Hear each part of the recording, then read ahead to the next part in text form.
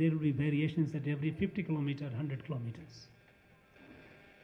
In all our performances, in all our dance, in all our dramas, in all our rituals, all our life, in our day to day, whatever we do, I'm not talking about business, I'm not talking about technology, I'm talking about what is in our daily life, as a social being we do. What is common? The common is our mythology. Common is our heroes. Commons are our gods and goddesses. We saw Shiva being worshipped, Devi, goddess being worshipped. Go any part of this Bharat, it is the same. Manifestation, the way of worshipping could be different, but Shiva is all pervasive. Rama, Krishna is all pervasive. Goddess is all pervasive. What unites is this, our rich cultural heritage, that with their enormous, stunning diversity in terms of language, in terms of cuisine, in terms of costume, you see the underlying unity. I am often tempted to narrate some anecdotes. I was once when I visited, of course I used to visit quite often, a so-called tribal area in Arunachal Pradesh near Tibet border. There is a community called Idu Mismi tribe. They are called tribes. Because we say that we are advanced, they are backward. But in that tribe, when I stayed with the village chief overnight, when I found that people there were wearing a sporting chutiya tuft, and I asked them, what is this? And they narrated a story, very beautiful story. They said, Rukmini was our daughter. Rukmini was our daughter, she was in love with Sri Krishna. Rukmini's brother wanted to marry her off to somebody. Rukmini did not like it. Rukmini informed Sri Krishna. Sri Krishna came, fought her brother, wanted to kill her. But at the time, sister sought Pranadhan, don't kill my brother. So, with his Sudarshan Chakra shaved the head, left the tuft. And that is the thousands years of tradition the community says we had it. Now, when and how this story reached the people whom we call backward behind, living in jungles of Arunachal Pradesh. All these years after the British left, we kept looking at this country as if this country was born in 1947. We forgot the inherent strength of our country, inherent strength of Bharat. And that inherent strength is our cultural continuum, cultural oneness. And this needs to be celebrated. A statehood is an occasion not only to celebrate this creation of a state. States have been created for convenience, for governance purpose. If you look at the evolution of a state, how did the state happen? How did the state emerge? When the Mughals came, they had captured the area and they put diwans in some areas here and there. Rajas were there, Raja Maharaja were there, but those who were captured, they came under Mughals, and Mughals put diwan here and there. There was no state. When the British came, they created Madras, Calcutta, Bombay. Today it is called Mumbai. All these. And they created presidency.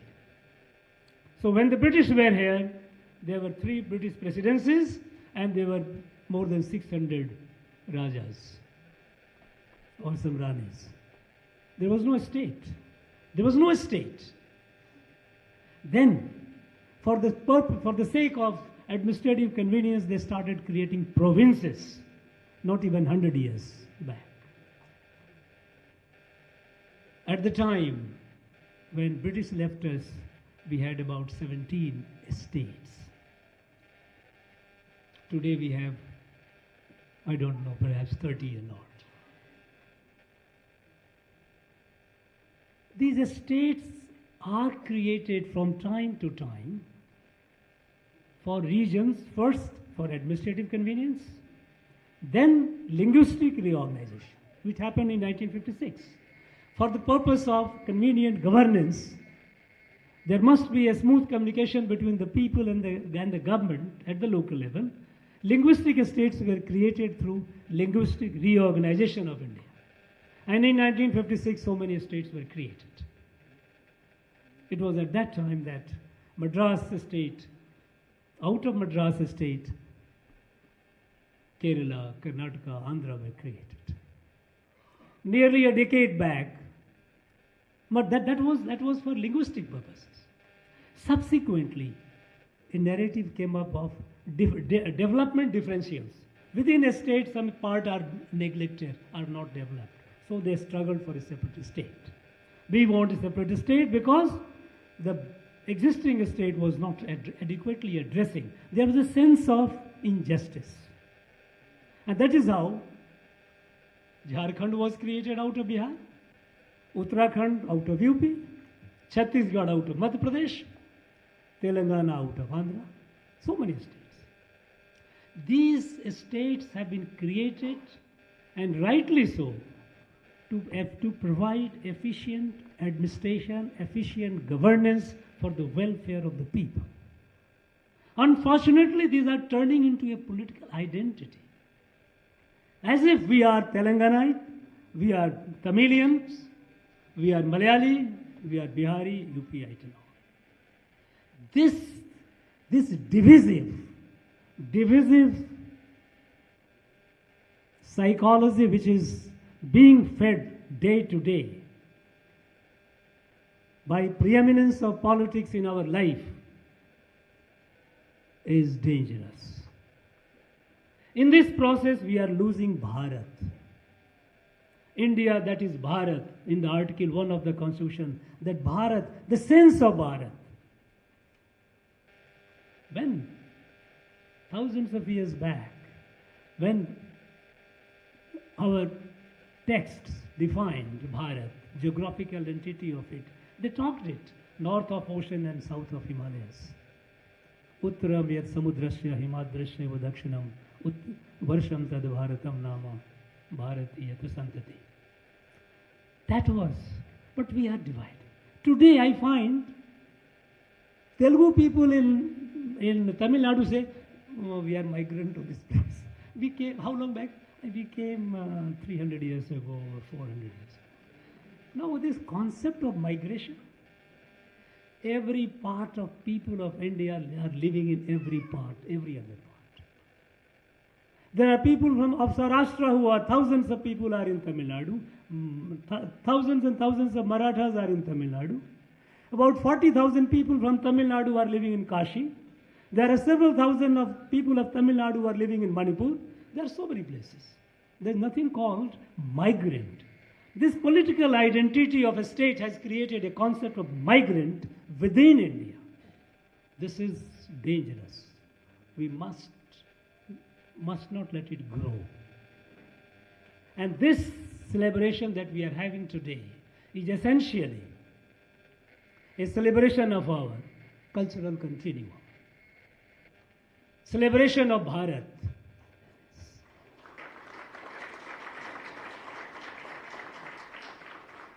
Celebration of our oneness. Unfortunately, the concept of majority, minority. If we are a family, now if I have a family, let us say there are large family. You know, in my childhood we had a joint family. There were more than 60 people. Nobody knew what is minority, what is majority. But today, we say we are in minority, we must be protected. Rightly so, because somehow the entire narrative has gone along that majority-minority. all kinds of fictional identities have been created, and it has been undoing and undermining the core strength of this country. If this country has survived for several thousand years, and we know that Bharat is evolution over several thousand years. If this civilization, and what is if? It has to, there is no question of if and but. For this to be strong, we must go back to our original strength, the core strength of this country. Core strength of the country is our, as I said, about cultural continuum. Till Karnataka, Andhra were carved out of Tamil Nadu, Madras state. People of this area didn't know what was culture of this place. Today, suppose by any chance, I'm not saying that it will happen, and I know it won't happen, but suppose if there are new estates are created, suddenly division happens, my culture, your culture. What is culture? Culture is continuum. There's nothing called a culture of a state. A state is an administrative entity. It has acquired political character, whereas culture is the character of people, society. Move continuously and you will see the continuum. You don't see the difference. We need to retrieve it. We need to take it and strengthen it. This is essentially a celebration of that. And we would like that these celebrations to continue, to be strengthened, not only in Raj Bhavan, it should be at multiple places. We need, festivals are occasion where people come together from different walks, different strata, and they forget their differences. Festival is occasion to unite, to celebrate, forget the differences.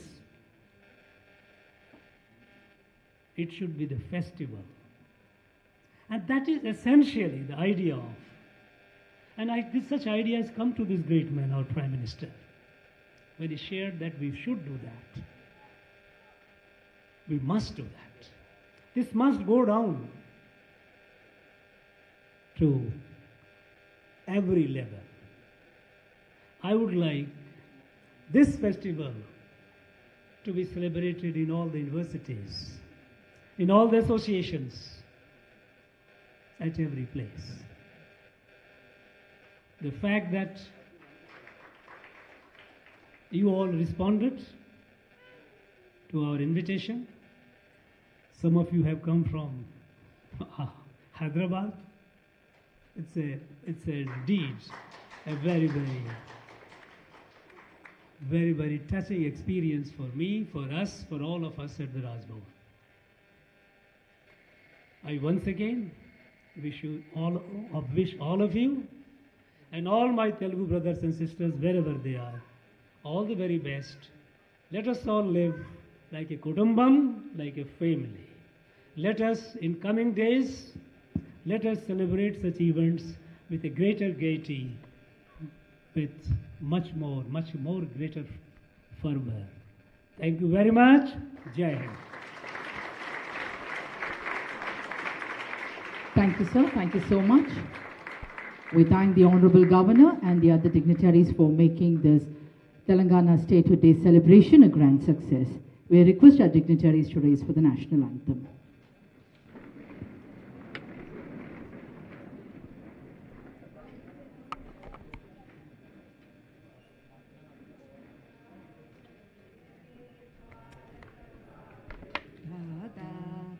Punjab Sindh Gujarat Maratha Dravid Utkal बंगा विंध्य हिमाचल यमुना गंगा उच्चल जलधि तरंगा तव शुभ नामे जागे तव शुभ आशीष मागे गाहे तव जय गाता जनगण मंगलदायक जय हे भारत भाग्य विधाता जय हे जय हे जय हे जय जय जय जय हे.